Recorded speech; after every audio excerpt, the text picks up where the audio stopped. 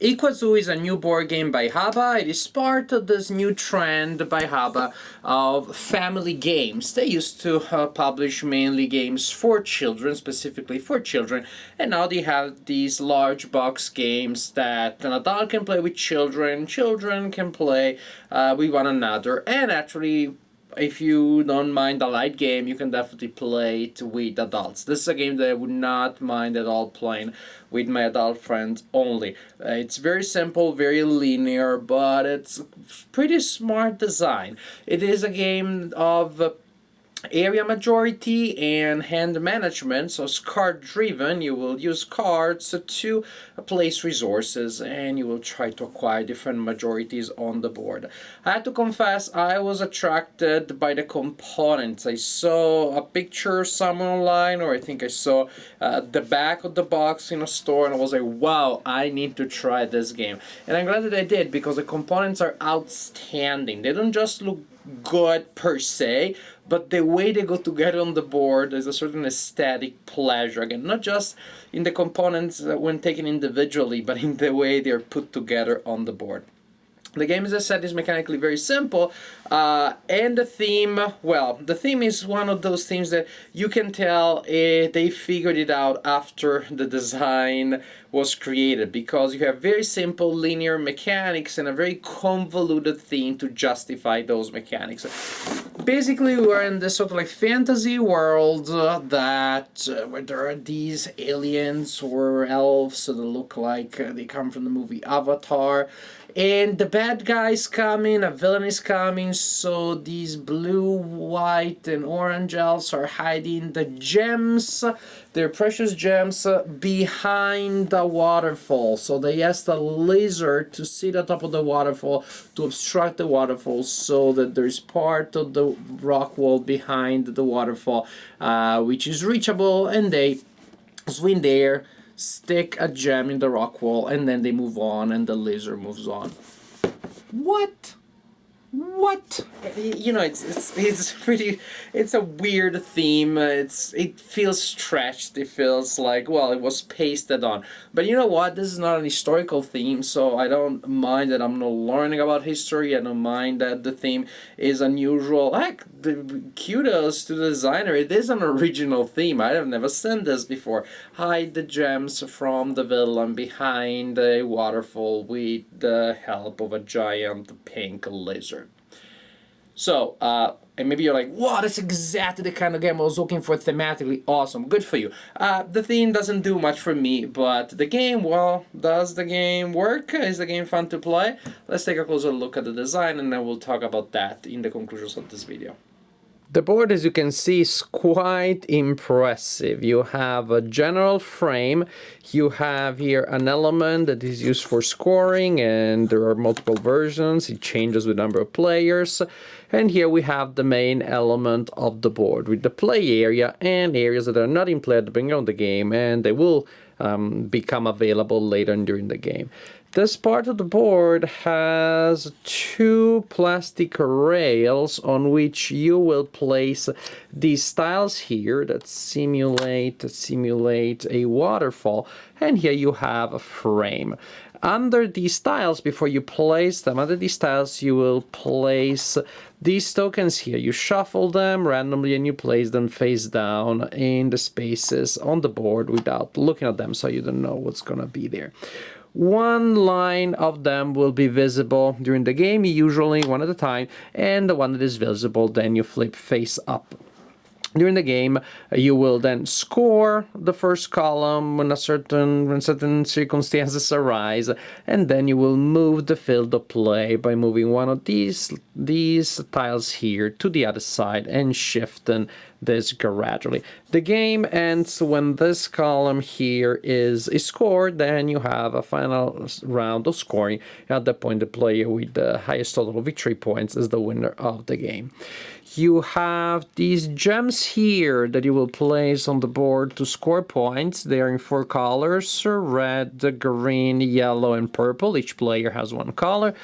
drops of water, very nice, and then cards that really are the core of the game. You will play cards to place your gems here on the board, and that is really what the game is about, the main engine of the game. You have a deck of cards, but only 3 types of cards in there. No special cards, no special effects, no funny business. You simply have white cards, orange cards, and blue cards. That's all that you need.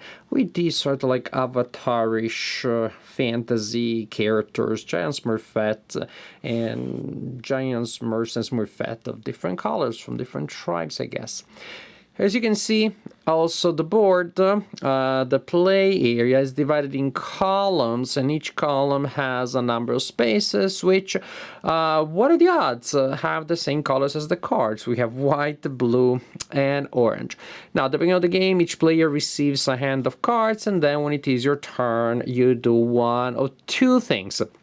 You can draw more cards, so you will replenish your hand, you got a good hand of cards, or you play cards to place gems of your color in your play area.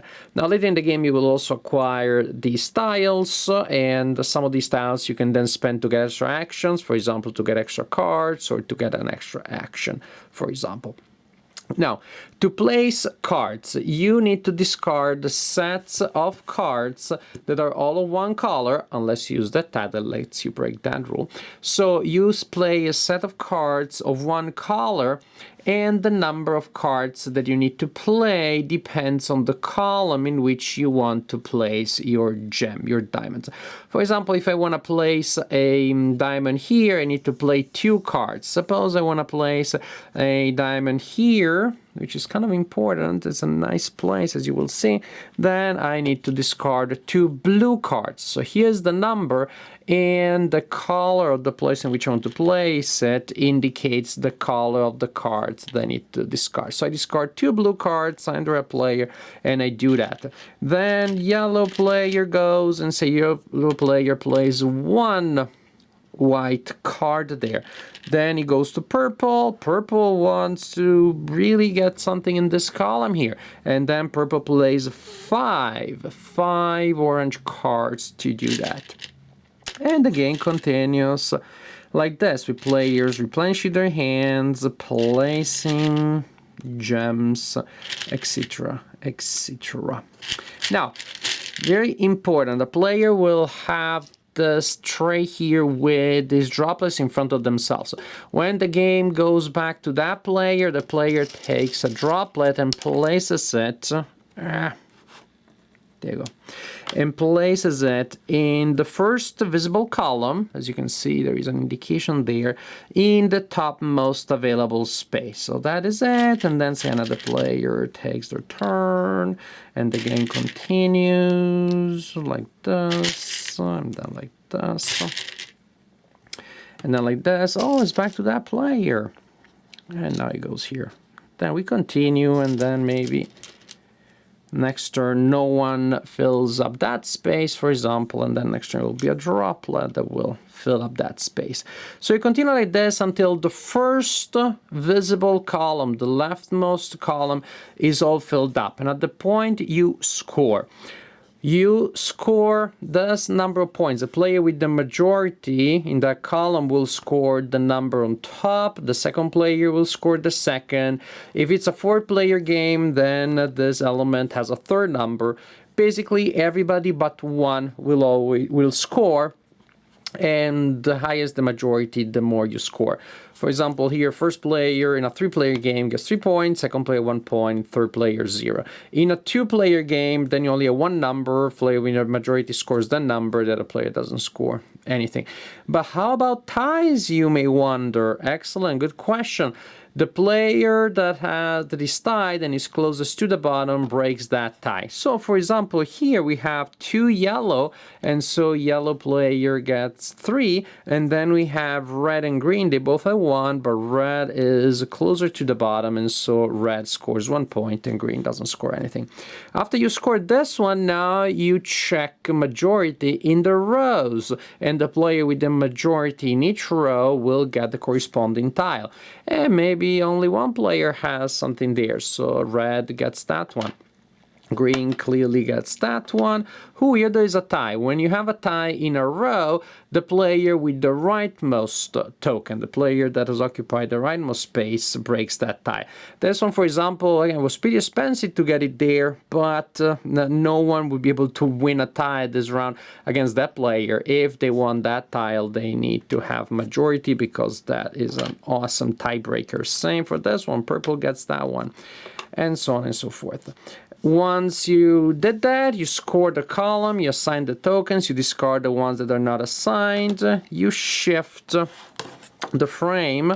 The giant laser that is obstructing the waterfall is moving, so now one column is not available anymore, but a new one becomes available. You reveal the 2 tokens, and you continue to play like this, trying to gain majority, enjoying the fact that it's easy and cheap to place cards in this column. However, you are losing valuable tiebreakers that may give you a lot of points. Hey, this token here gives you 4 points. That's not bad at all.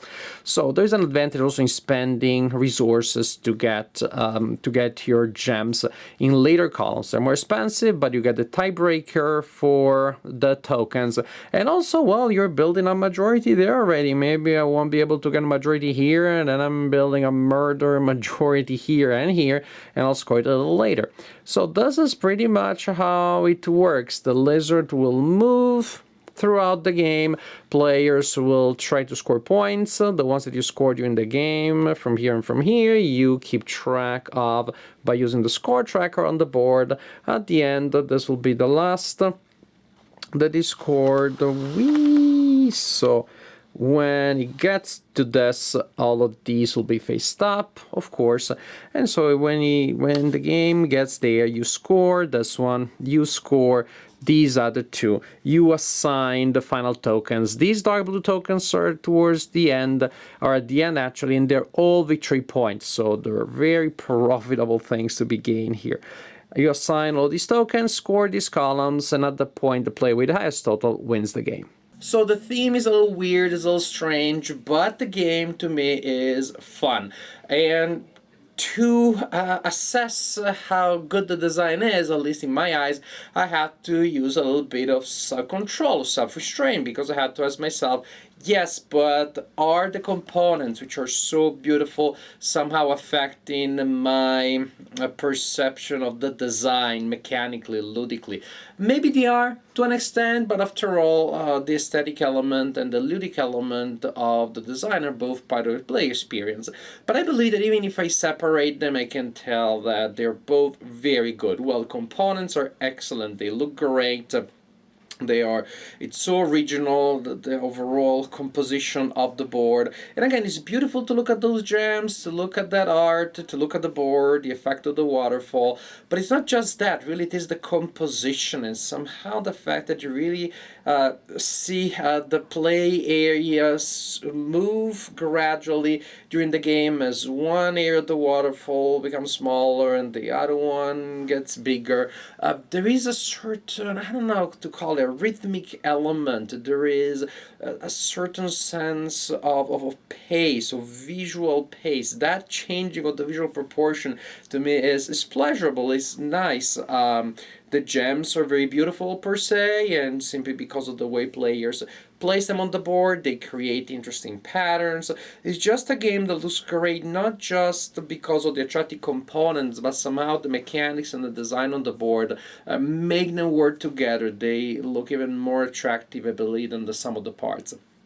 And certainly it's a game that looks like no other game that I have. And just to me, the fact that it really looks like the lizard is walking on top of a waterfall and moving the area that is not covered by the water, to me is almost magic. It's like, this is just so visually compelling.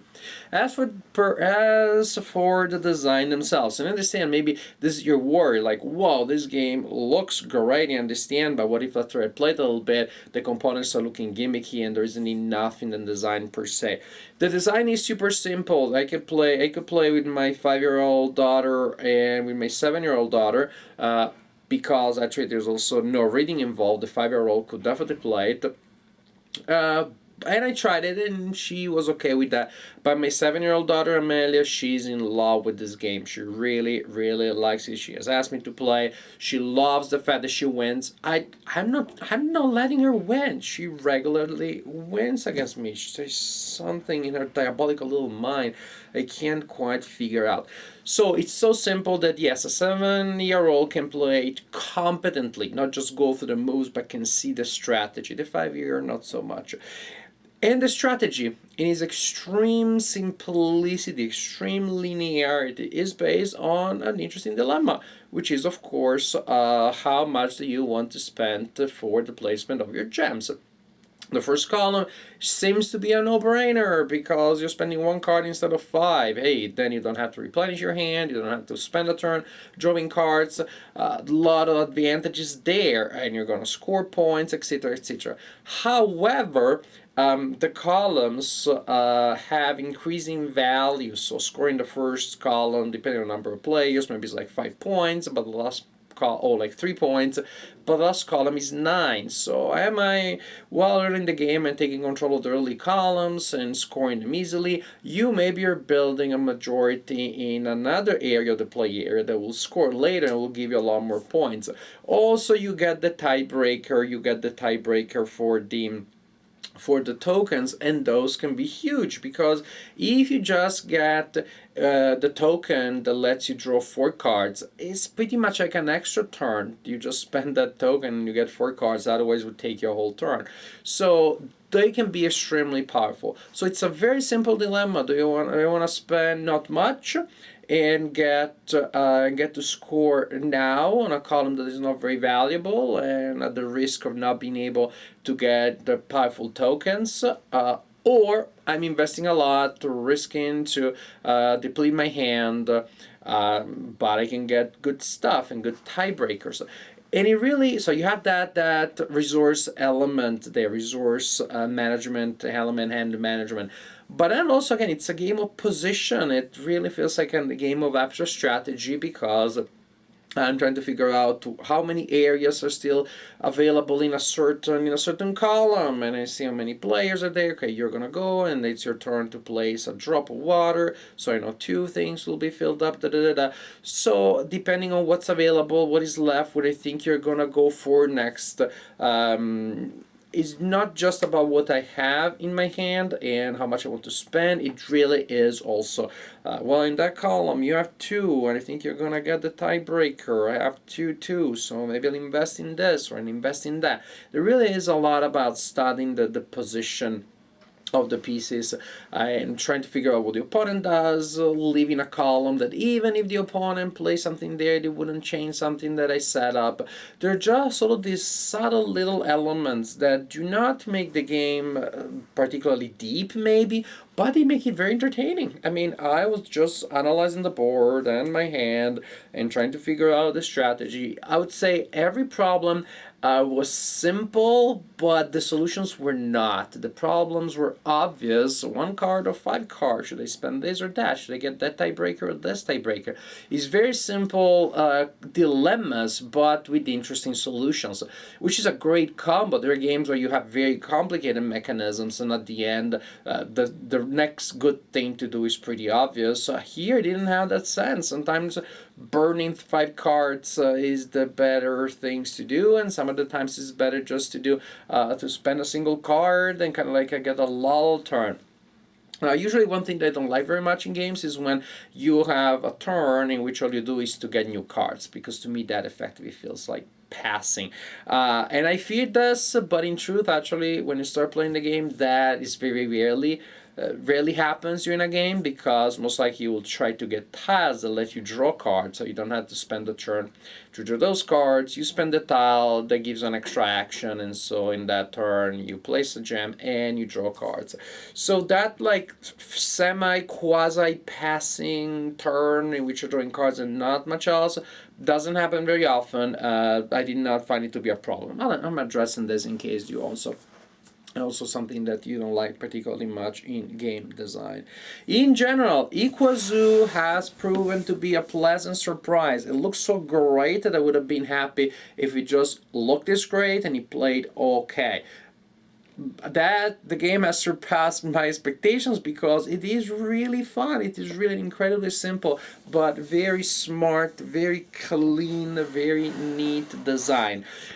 Setup can be a little bit of a chore. Yes, it's a process, but hey, the game is so fun and so charming that it's worth putting in the work. Also, I play with my daughter, so I set it up while she's doing something else. If you're playing with adult friends and everybody's like working on putting together some tokens on the board, then I don't think it's gonna be a problem at all. In general, Iquazu, it looks great and it plays very well. Definitely a fun game and one that I would recommend to pretty much anybody who loves good games, really, because this is a good game.